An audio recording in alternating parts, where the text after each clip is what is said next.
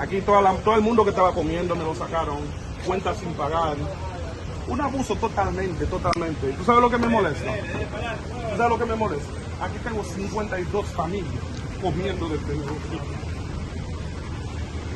Tranquilo, Aquí te impotencia tú. tranquilo, patrón, tranquilo. Yo, ¿cómo fue? No, 52. Maldita impotencia. Son las 10:59. No estamos haciendo nada. Eso es apoyar a la delincuencia. Eso es apoyar a la delincuencia. Exactamente. Soy una persona legal. Un dominicano igual que ustedes. Mira el abuso que están haciendo. Es un abuso. No trabajé para esto. Es un abuso.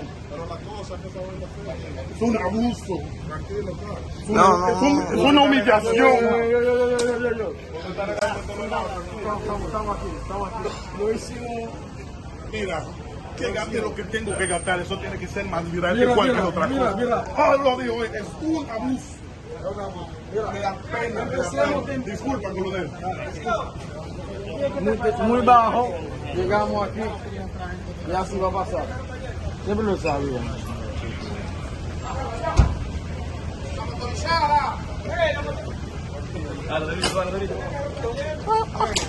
A mí no hay chance, Maldita vaina, maldito show.